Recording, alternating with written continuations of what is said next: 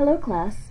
You've made it almost to the end. You should be in the middle of Module 4 right now, preparing your discussion boards and getting ready for your essay, and about to take a very well-deserved spring break. Although normally during spring break you would be relaxing at the beach, I know probably most of you are working still, and I'm trying to catch up with assignments. So it's kind of nice because you do have an extra week built in here to catch up and also to get a head start. You probably have already noticed that the topics for the final research essay have been posted, as well as Module 5. So you can get started early if you would like and plan ahead. So keep in mind that the final research essay has to be submitted by May 18th. Because this is an online course and the course ends and it's the end of the term, you won't have access to the course after the 18th, and I won't be able to accept assignments after the 18th because I have to post your final grades pretty rapidly once the course closes. So make sure that you get those final research essays in by May 18th. One thing I wanted to go over with you, the final research essay, just briefly, because this one is a little different from previous ones in that you really have a lot of freedom to select your own topic. The topic does have to be related to literature, and there are several options listed when you look at the handout on the final research topic, and also in the that section of the course. You'll see I've listed several topics that you may choose from. You are not required to do any of these topics. You can develop your own topic. And one thing that's very important, though, is that you have to let me know what your topic is going to be at the end of the first week of Module 5. And you'll notice that the Module 5 blog is actually a statement of your thesis for your final research essay, and also an annotated bibliography. Now, annotated bibliography is where you have your sources and a brief summary of what the source is about and the thesis or main idea of that source. And also you give a comment on how it's useful to your final research essay. And there are many, many resources available in Module 5 about writing annotated bibliographies to help you with that.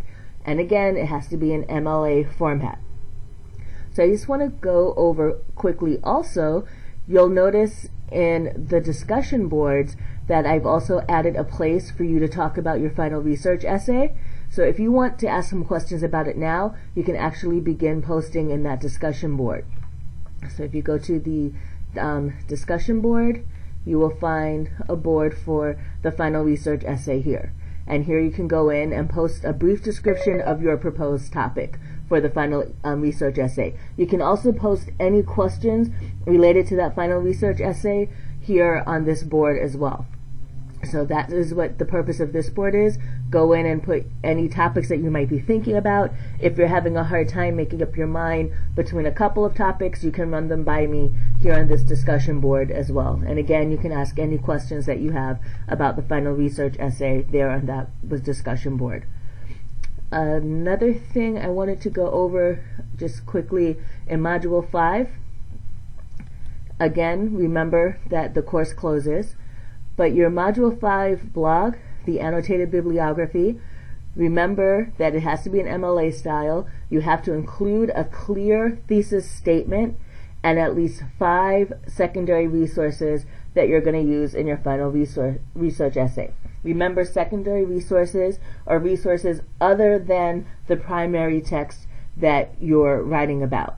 So if you're writing about the short story, The Telltale Heart, The Telltale Heart would be your primary resource, and whatever other resources you use, the other references would be secondary resources.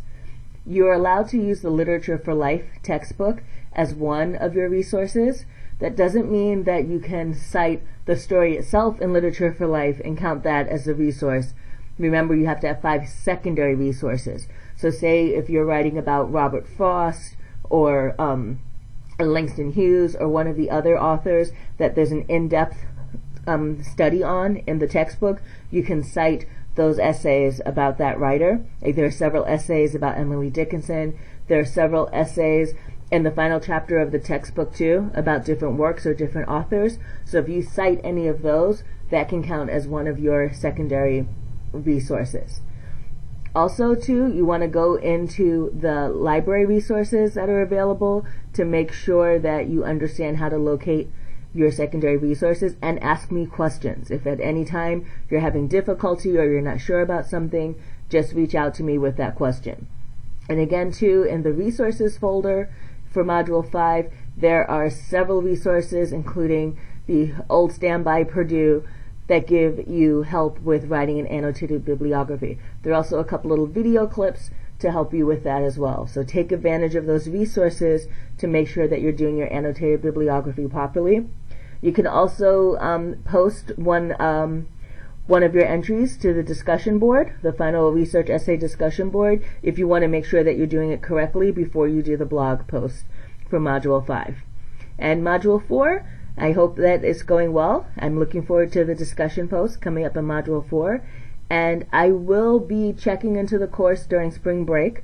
So any questions, any comments, I will respond to you if you post during spring break. So don't worry about that. And feel free to email, call, text me during the break as well. I will be completely available.